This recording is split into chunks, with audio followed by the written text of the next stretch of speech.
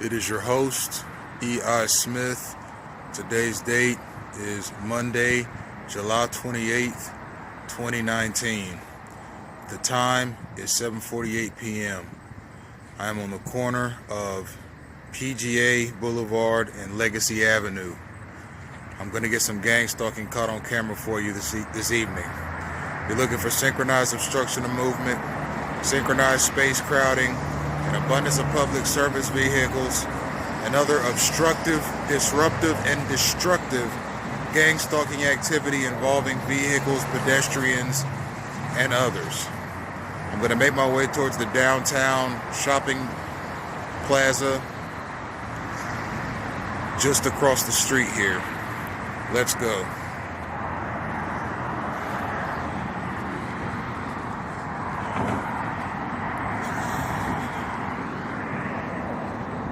The Church of Jesus Christ of Latter-day Saints has operations in more than 160 countries around the world.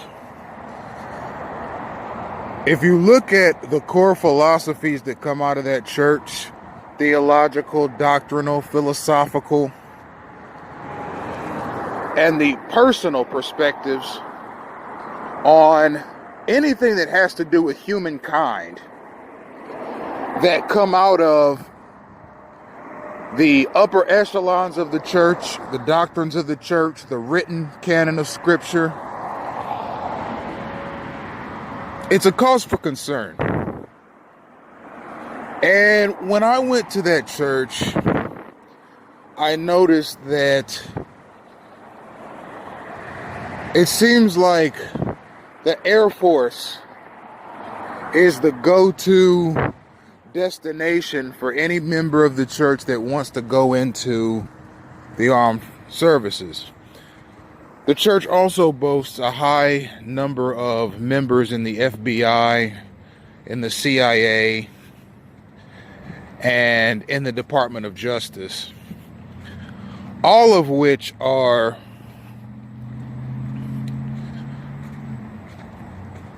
American agencies that have had a hand in the development and implementation of gang stalking. And once I realized that not only people at the upper echelons of the church, but especially out of Utah,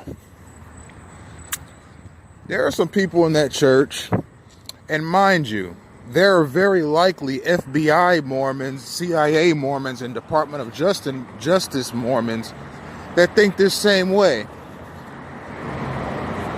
There are a good number of members of that church that work for the federal government in various military, intelligence, and federal law enforcement capacities that believe in eugenics, that believe in population control, that believe in racial hygiene, that believe that God has given them as a church a mandate to do as they will and do as they please. This is gang stalking, ladies and gentlemen. I'm just going to tell you how it is. Gang stalking and synchronization is a land, air, and sea project.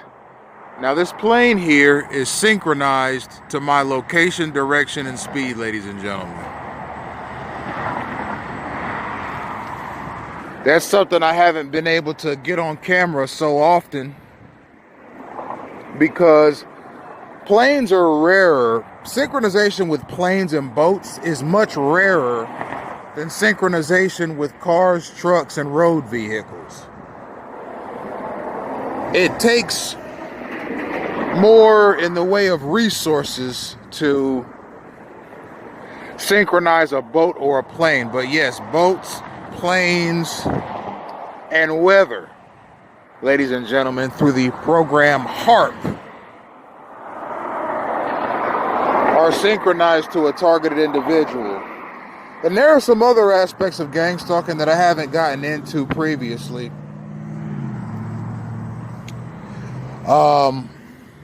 One of which, and I have 20 minutes of recording time left, is the media. A targeted individual sees himself on television quite often. If he's consistent. And I'll tell you what I mean, ladies and gentlemen, because this is some of the more fantastic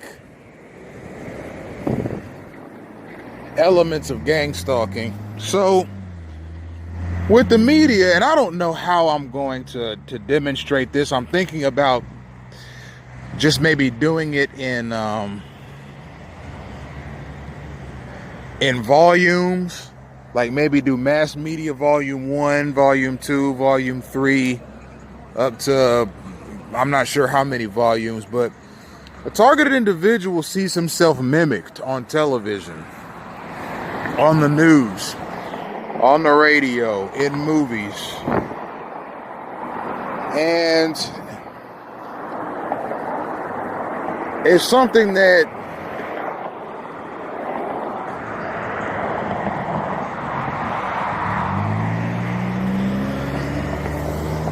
I personally have found exceptionally amusing.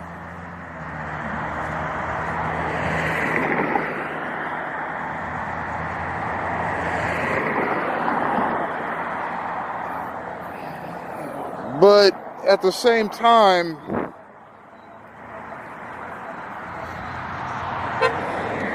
gang stalking. And here's 2 public service vehicles. There's Metro Bus 1, not in service. Actually, 3 public service vehicles. Here's Metro Bus 2, not in service. And here's the connector. That's 3 public service vehicles in a row. They're synchronized to my time, direction, and speed. I don't think there's been a single video that I've produced in all 92. This is the 92nd one that hasn't produced a Gang Stalking in Action Live video series that has not produced a public service vehicle. Now, mind you, all of my videos are 18 to 30 minutes long, depending on how much storage capacity I have on my phone. Not a single one of the 92 has not produced a public service vehicle, and you can check the record on that, and you can quote me on that. I have filmed a public service vehicle in my immediate vicinity in every single one, and the videos are only 18 to 30 minutes long, and usually consist of me going from a specific point A to a specific point B with no detours. And if I do make a detour, it's in the general vicinity, and it's practically what I'm doing now. I'm walking in a straight line just about, with maybe 1 or 2 turns until I get to a plaza. So it's not as if I'm scanning the entire city in these videos. I'm going from a specific point A to a specific point B, and in that short time frame, 18 to 30 minutes, I'm seeing exactly what I'm telling you in each video I'm going to see. An abundance of public service vehicles, and I've added commentary in previous videos concerning FedEx, UPS, USPS, DHL where applicable, armored vehicles like Garda, Wells Fargo, Brink trucks. Okay, lots of those, and a gang stalking campaign around a targeted individual. I've documented synchronized obstruction of movement, synchronized space crowding, etc. And it happens every single time. So just imagine what my life is like on a day-to-day basis. I'm only getting a half hour or less of what I'm going through on a day-to-day basis, but it's okay. I've already explained in previous videos what I think about the United States government in respect to how they look into and solve problems like the one that I am experiencing. And I mean what I said about that.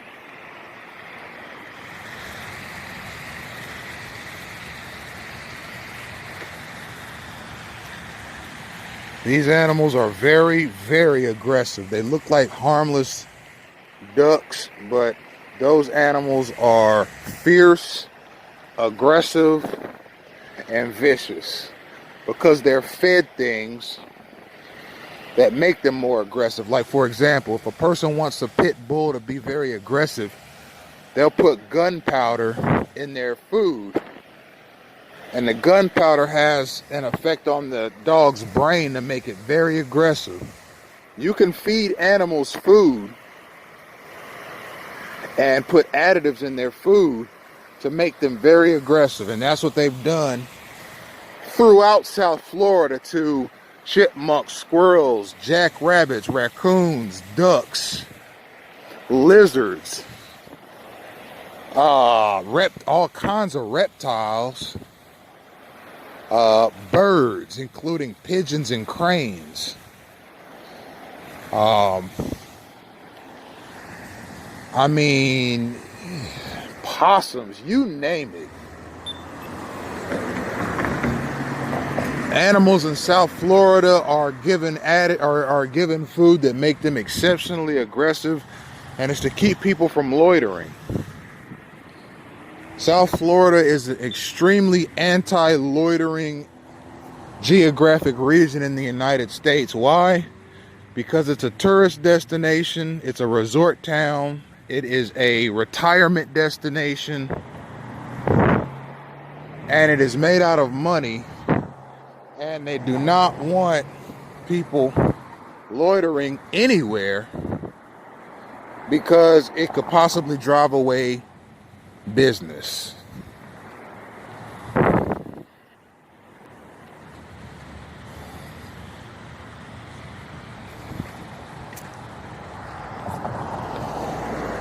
Furthermore, people who loiter oftentimes are loitering with a purpose, maybe to sell drugs, maybe to find someone to rob.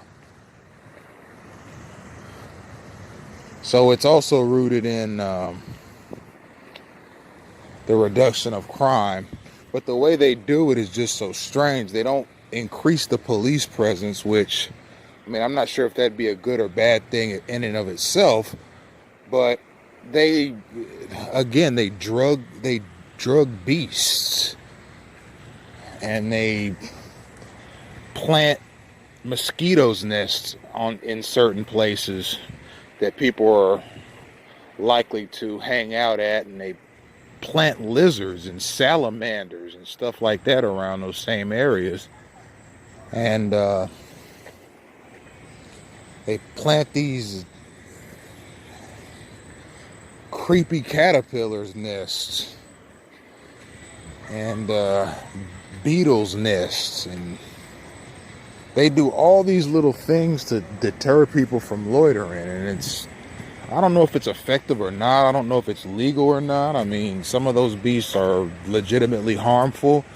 There are places right here in Palm Beach Gardens where bees nests have been planted, and I don't know if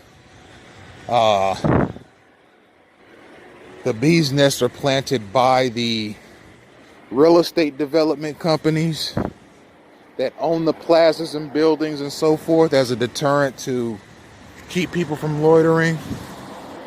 Or, I don't know if you can see this, but see all those mosquitoes? See that? It would be easy for the state of Florida to rid itself of mosquitoes. It's really not that expensive of a venture. Anyhow,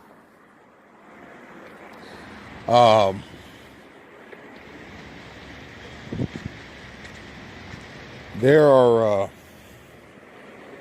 a number of ways that loitering has been cut back on and attacked here in South Florida.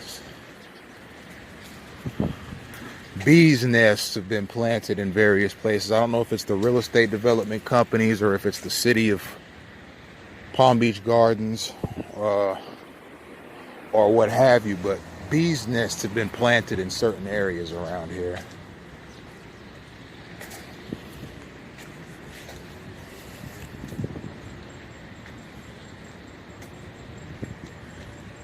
One stung me on the ear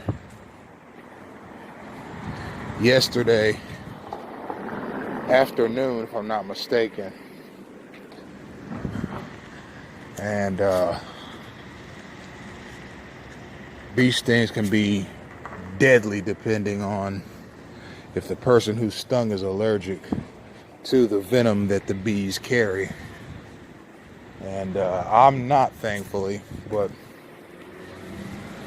my heart did skip a few beats at various points in time throughout the day, and I attribute it directly to the bee stings.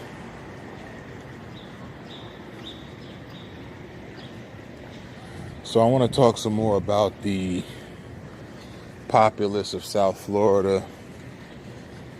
The populace of South Florida is mostly made up of, and I'm talking about the permanent populace, is made up of senior citizens who have retired and want to move to Florida because it's warm and inviting to them. It's made up of very wealthy people, maybe people who have struck it rich, maybe people who won the lottery, maybe athletes, entertainers, that kind of thing, and possible high-level executives in companies and so forth, and people who have just done very well are able to live comfortably in South Florida. Everybody else who wants to live here, you can, but you're going to be living in extremely modest means. Okay, I challenge anyone listening to this to look up on Zillow or Realtor.com or any real estate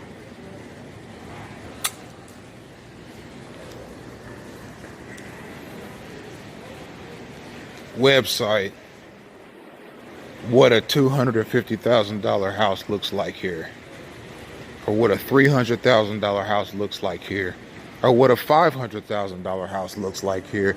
They are all very, very small. And the same thing if you're looking for an apartment in that same price range or a condo. It's very, very small. Florida, South Florida in particular, is a city where if you want to live comfortably in any capacity, you got to have at least $1 million in the bank. Otherwise, the means that you live by are going to be so modest, there wouldn't even be any reason for you to live in South Florida. Okay, in the Midwest, a $250,000 to $500,000 house will give you more than enough room. You could even get something really nice in a really nice part of town, but not here. I mean, you got to have serious money if you want to live in South Florida comfortably. Okay, I've been in apartments in South Florida that were $1,200 a month, and this is just rent. And it was nothing but a studio. I'm talking all the main rooms, like the bedroom, the living room, and the kitchen were all one room right there. And then there was a closet that was just basically just kind of set next to the bathroom, and then there was a bathroom, and that's it. And there was barely enough room to turn around in it.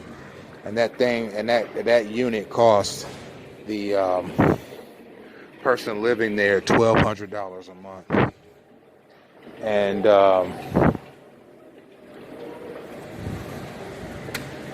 then I went to a condo that was supposed to be one of the nicer condos in the North Miami Beach area. Same thing. small, just terribly small. The person said they're paying $1,400 a month to live there. Just terribly small. And not really desirable either. I mean, the tile floors, like, it seems like almost every condo or apartment in South Florida has tile floors, and it's like, it's a nightmare to keep clean.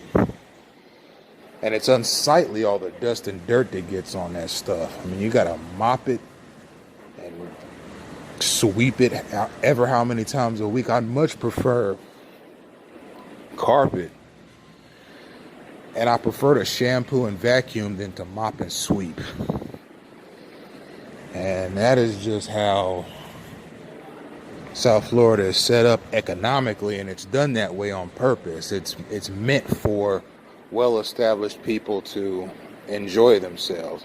Now, again, if you are a person of modest means, you can actually maintain an existence in South Florida, but it's going to be a very, very modest and meager existence that you could stretch much further in another city. I got 4 minutes of recording time left. I'm about to go use the restroom. I want to talk a little bit more about the media before I go in here. I got 4 minutes. So, a targeted individual oftentimes sees instances of media mimicry. Like you'll for example, a target will hear, or not hear, but the target will have, let's say, a conversation with a police officer, and in that conversation something is said about we'll make it random, a Dasani water bottle,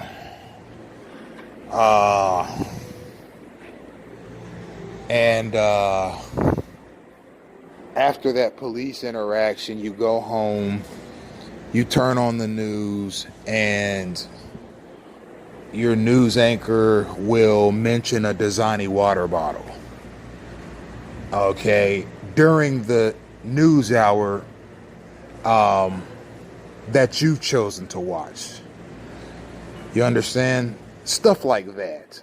Stuff that's too coincidental to be a coincidence. Just like some of the stuff I experience in the street. Some of the stuff is just too coincidental and happens too often in order for it to be a coincidence. It's a derivation. It's the same thing with the media stuff. And I'm not particularly in a position to demonstrate that right now, but as soon as I'm able to demonstrate that, I definitely will. It is truly an amazing thing to witness. So we're going to stop the video there, and I'm going to put this up sometime tomorrow.